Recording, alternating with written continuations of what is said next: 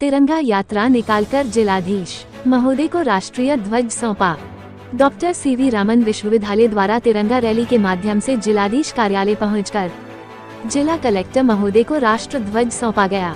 Rally विश्वविद्यालय परिसर छैगांव माखन से प्रारंभ होकर जिलाधीश कार्यालय खंडवा पहुंची। तिरंगा यात्रा में विश्वविद्यालय के कुलपति डॉक्टर अरुण जोशी साइकिल सवारी करते हुए नेतृत्व कर रहे थे।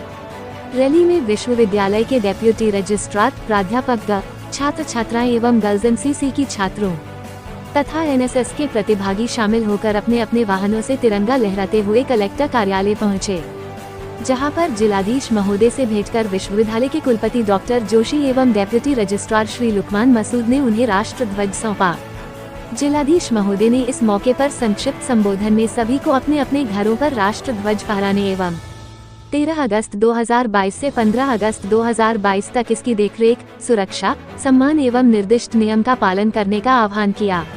जिला कलेक्टर ने सभी को स्वतंत्रता के अमृत महोत्सव के राष्ट्रीय पर्व की अग्रिम बधाई प्रेषित की एवं समस्त शहर वासियों को इसमें शामिल होने के लिए संदेश दिया। इस अवसर पर डॉक्टर श्रीराम परिहार, श्री शरद जैन, गोविंद शर्मा ने भी हिस्सेदारी कर बच्चों के उत्साह को बढ़ाया। देश की धड़कन न्यूज के लिए खंडवा से नारायण प्रजापति की खास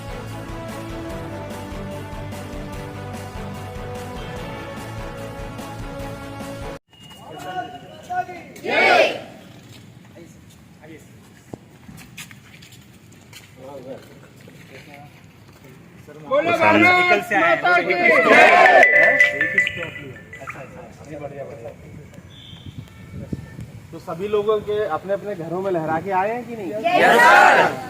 मतलब ऐसा नहीं खंडवा कहीं पीछे रह जाए। जी बिल्कुल नहीं सर, खंडवा सबसे आगे रहेगा। सबसे आगे रहे मतलब अपने सभी घरों में लहरा दें, और वो देखते भी रहे कि झंडा हमेशा कहीं छूट ना जाए, गिर ना जाए, इसका ध्यान रखें।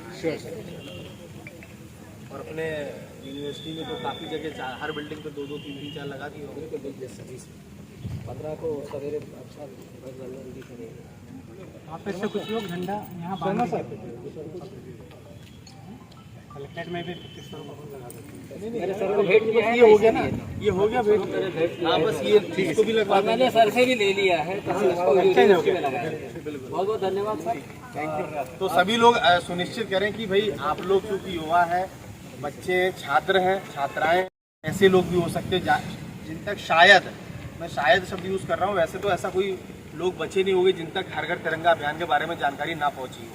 हमारे सरकारी अमले, पार्षद जो हैं, वार्ड सुपरवाइज़र हैं, जो हमारे पटवारी हैं, या जो कोई भी किसी भी विभाग का शासकीय अमले के सदस्य हैं, जो हमारी टीम के सदस्य हैं, वो ये इंश्योर तो कर ही रहे हैं कि प्रत्येक घर में ये मैसेज पहुंच जाए और प्रत्येक घर तक झंडा पहुंच भी गया होगा। फिर भी यदि कोई भूलवश, किसी कारणवश किसी के यहाँ झंडा फहराने से छूट गया तो आप लोगों के संज्ञान में आता हो, तो आप लोग तत्काल अपने पास से व्यवस्था करके उसके घर पर झंडा लगवा दें। जितना अलर्ट हम लोग रहेंगे उतना हम लोग हर चीज़ में कुछ ना कुछ अच्छा कर पाएंगे।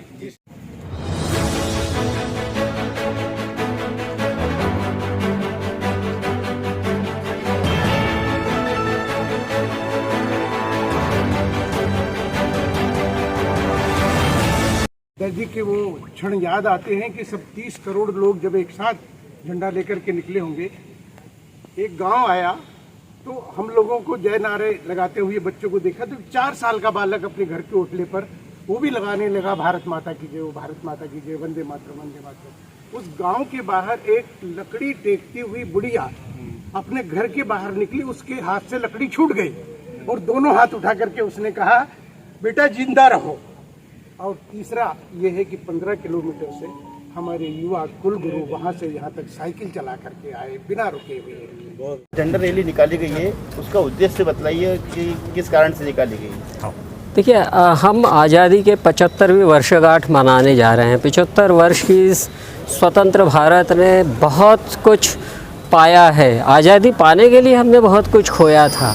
यही अवसर था कि हम हमारे शहीदों को, हमारे स्वतंत्रता सेनानियों को, हमारे देश के कोटि कोटि जन को, हम हर गांव गरीब के, हमारे जनजाति के बंधुओं को, सबको हम याद करें। आज के दिन ये संकल्प ले सके कि ये आज़ादी बहुत कष्टों से, बहुत कठिनाई से, बहुत संघर्ष से मिली है।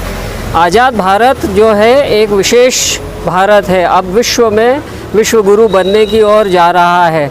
तो ये आज की यात्रा जो थी, हम एक विश्वविद्यालय परिवार से हैं, मेरे साथ मेरे सब नौजवान साथियों ने साइकिलों के ऊपर आके इस झंडा के अभियान को हमने आगे बढ़ाने का प्रयास किया है। और प्रयास ये था कि हम हमारे संकल्प को प्रदर्शित कर सके, आम जन तक ये बात पहुंच सके कि इस देश का नौजवान आज भी उतना ही तत्पर है, उतना ही तैयार है। ये लड़ाई अलग किस्म की होगी। पहले विदेशी सत्ता के विरुद्ध लड़ाई थी, अब लड़ाई जो है हमारी गरीबी के विरुद्ध है, अब लड़ाई हमारी असमानता के विरुद्ध है, अब लड़ाई हमारी जातिवाद के विरुद्ध है, अब लड़ाई हमारी अगड़े पिछड़े वाली बन के रह गई है। तो हमारा नौजवान साथी आज फिर से एक बार नए भारत की इस नई स्वतंत्रता के लिए फिर से अपना ध्वज लेके हाथ में सड़कों के ऊपर निकल पड़ा है।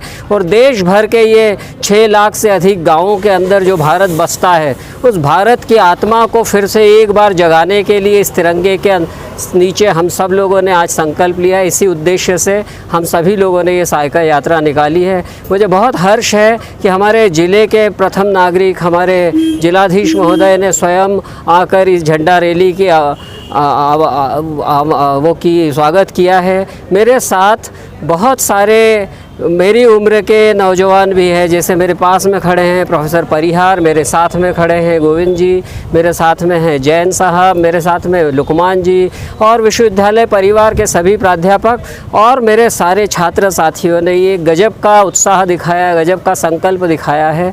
मोटरसाइकिलों के ऊपर, वाहनों के ऊपर देश भर में रैलियाँ निकाली गई है, मगर हम फिर से अपने उस साइकिल के ऊपर आकर हम ये प्रदर्शित करना चाहते हैं कि हमारे अंदर अदम्य शक्ति है, अदम्य साहस है। और आने वाले 25 वर्षों में जब हम 100 वर्ष मनाएंगे तो मेरे ये नौजवान साथी उस समय शायद 40, 42, 45, 48 के ये वयस्क होंगे। ये देश के भार इनके कंधों के ऊपर होगा और ये इसी प्रकार से अपने नौजवान पीढ़ी को, उस समय की नौजवान पीढ़ी को ये फिर से एक बार साथ में लेके चल सके, यही संकेत था।